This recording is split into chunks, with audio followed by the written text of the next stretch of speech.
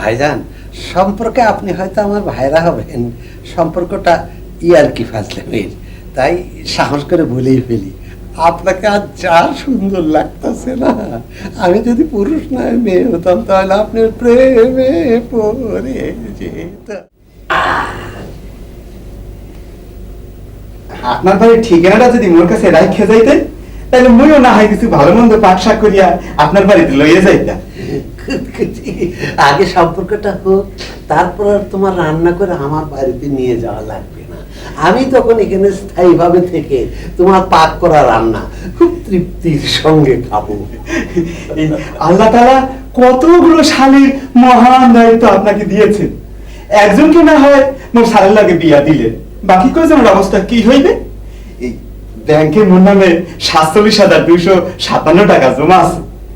বলছিলাম কি, এই আপনার একজন শালিকাকে যদি আমার লাগে বিয়া দিতে। তোমার এত বড় সাহস! আপনি আবারও কি চান? কিছু না, আমার সেজস্বামী রানু খুব ভালো রান্না করতে পারে। আপনার জন্য রসুন দিয়ে গরুর ভুনা, শুটকি ভর্তা আর নানান রকম সবজি দিয়ে লাবড়া রান্না করে পাঠিয়েছে। দয়া করে আপনি একটু খেতে। আমি খেতে পারি এক শর্তে, যদি খাবারগুলো রেখে আপনি চলে যান। আমার থাকবার করে প্রয়োজন নেই, আসল কাজ নেই। আসল কাজ মানে? আসল কাজ মানে রান্নাটা ভালো লাগলেই হলো। ভাইজান, সম্পর্কে আপনি হয়তো আমার ভাইরা হবেন, সম্পর্কটা ইয়ার্কি ফাজলামের, তাই সাহস করে বলেই ফেলি, আপনাকে আজ যা সুন্দর লাগতেছে না, আমি যদি পুরুষ নয় মেয়ে হতাম তাহলে আপনার প্রেমে পড়ে যেত। স্যার, আমি তাহলে যাই।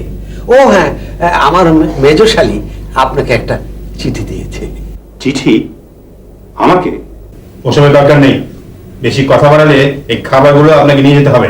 না স্যার, কথা বাড়াবো না, শুধু একটি কথা, 2 মিনিট সময় নেব স্যার।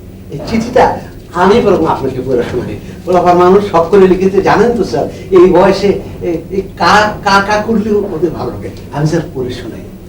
প্রিয়তম, তুমি কেমন আছো? তুমি নদী, আমি সাগর।